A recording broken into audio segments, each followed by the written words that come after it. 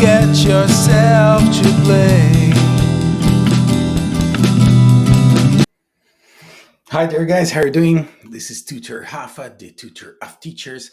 Guys, today I would like to talk to you a little about how to prepare your student for an interview. Something we all come across at some point in our career. People ask us to prepare for an interview, prepare for a specific interaction. First thing you need to consider, guys, first of all, think about what is the project that you're getting involved with, because every single project that you get involved with your student, there are expectations to this project. There is a service that is being provided and a result they are expected to achieve. So what is your program? What is your service? What are you helping your student with? So this is the key point, something you need to consider. You can't just randomly practice interviews and give some pointers, at random. You need to see specifically what you need, what is that your student needs is more specifically. So this is something important, the diagnosis. Okay, what is the diagnosis for this interaction? Are they very uncomfortable, they don't feel comfortable speaking, they're not very confident, or is it more a matter of knowledge and the specific vocabulary they need to acquire and they are trying to express, or they are something, sometimes they're trying to fancy it up, trying to use difficult words they don't even know how to use it, or they don't feel comfortable using, know exactly what is the context that they are using. So the diagnosis is the first step to know exactly what your student needs and how long this project is going to take. I say by experience that usually people are not going to have more than 2 or 3 encounters. Usually they have 2 or 3 classes before the actual meeting or presentation, whatever they need.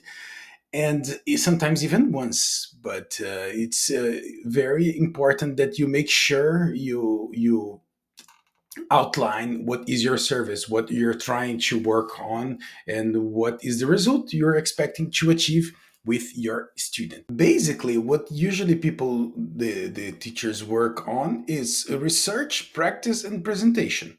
So they need to research about the company, know very well the business, the segment, the main competitors, and the basic numbers of the company, employees, and where they have offices in, which segments are they involved, is there a mother company.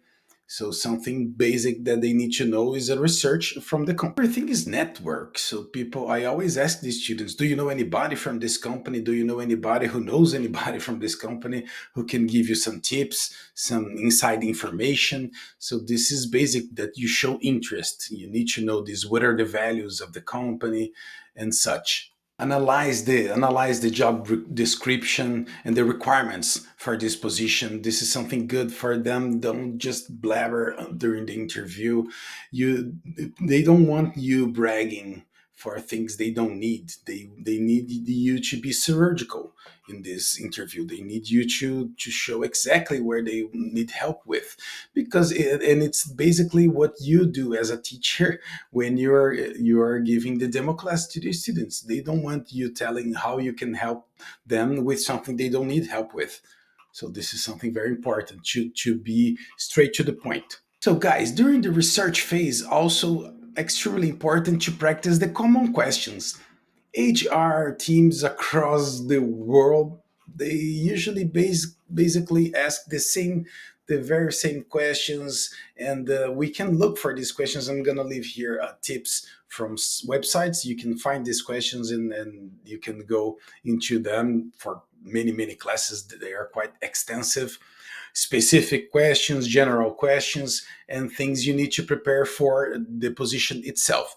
So basically, very important for the students to prepare for questions like a story of success. You mention projects that you got involved, projects that failed and why you think it failed, and then what is that you bring to the projects.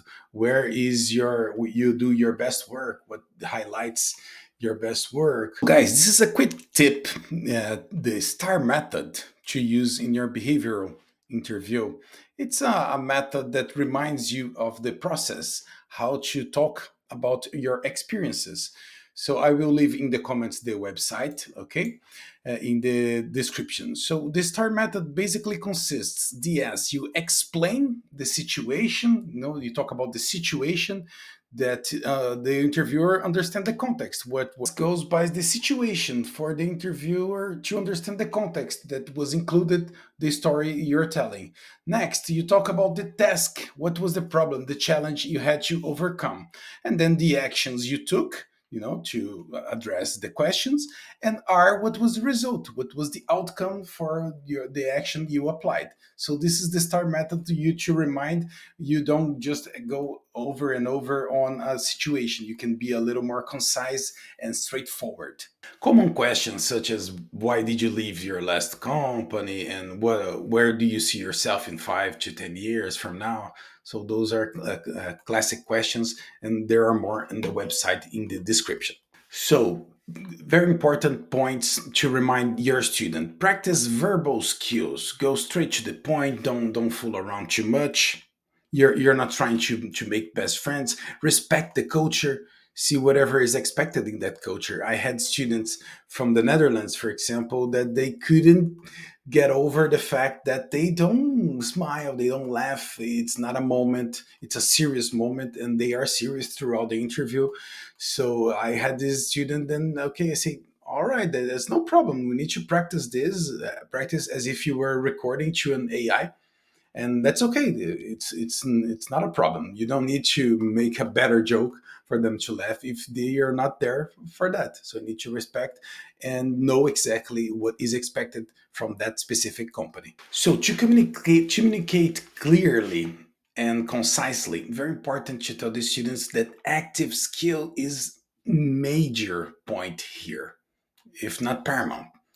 It's very important for you to not to repeat yourself, and for that pay close attention to everything in the interview. They want to see that you are on and you're able to communicate. And also in the preparation phase, make your student prepare good questions, because they always want to know what the candidate has to ask. What are the questions that they have? If they're really interested in the role, in the position, and the company, they want to know things that haven't been mentioned, and they hold back a lot of information, usually in the first few interviews.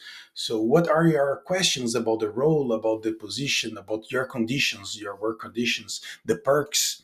So very important to have this prepared, to not to be prepared only to answer questions, but to ask some questions yourself. Non-verbal communication, maintaining eye contact. You could smile at times, but that very important that you make clear to the students that if they were picked, if they were shortlisted for this interview, it's because people want them. They want you. They just want to make sure you're the right person for the job, that you match what has been said in the CV. And in this topic, don't repeat yourself. Whatever is in the CV, they have read that already. You can be charming, you can cause a good first impression, and you can impose your voice. Dressed appropriately, arriving early, all of these with your nails well cut shows that you are well prepared and that you really care. And while you're doing so, try to be professional yourself, maintain your seriousness, incorporate the boss, the interviewer, the person from the company. You could study yourself a little about the company culture. Is it German company, from the Netherlands, American company, and what is the value different if you prepare for your student for an interview at Microsoft, or you prepare for an interview at Google. So the style of the company is something important that you could make a difference for your student to cause a good impression, because maybe you could prepare them, they're a perfect candidate, but for the wrong company. It's not what the company is expecting from the candidate. And I've seen this so many times, because it's very important that you prepare for the candidate, not something that you're just memorizing for questions like a robot. You know all the questions by heart. You give a presentation that it's a concise presentation, introduction, body, conclusion. It makes sense, it's fast, and it's catchy. Okay, but don't forget to prepare your student for the unprepared. Make sure you repeat many times that this is a tense moment for both sides, but they have shortlisted you already. So they have high interest in you, in having you in the company. So this was more something to make sure you are the person. So this is something I always train the students. It's a tense moment, it's a stressful moment for both parties, but if they called you for an interview, and I have contact, a lot of contact with people from high ranks in HR, and they say this, they nowadays they don't waste time with interviewers. You know, if they ask you for an interview, they want you. So don't forget to give the tips one by one. Don't give more than two tips after when you give the feedback from a mock presentation to the student. For example, sometimes the students give the when they're thinking, and I give this tip. Oh, are you giving a presentation? Are there slides? For example, the slides are there to fill this void, to fill this silence. So it's important to make it clear. It has silence at times. It's natural. People take time to sip the water, or so it's normal. These pauses are normal. We do this in our native languages as well. You don't need to be have like 3 or 4 shots of coffee and be, oh my god, on all the time to impress in the interview. These tips at heart, I'm pretty sure they're going to help your students. And don't forget to cover whatever you plan to cover with your student in the demo class. Make a great diagnosis. During the diagnosis, make sure you cover well where are the pain points of your student, and those are the ones you're going to work more extensively on, and then actually do it, and then make your students see the difference from where they were, where they are now. Make them feel natural, and motivate them. Don't forget that you are a motivator, you're a tutor. You only get yourself to blame. Practice them to make these positive statements, for them to repeat. That they can communicate, they can speak.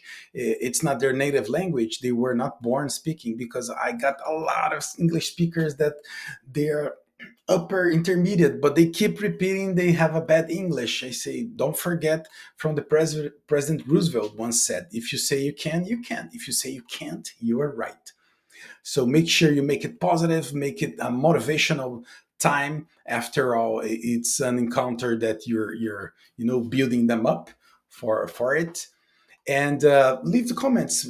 Tell me if this helped, or whatever is your strategy to help your students, and then we can exchange some information. Okay, and I'll see you tomorrow. Thank you, guys.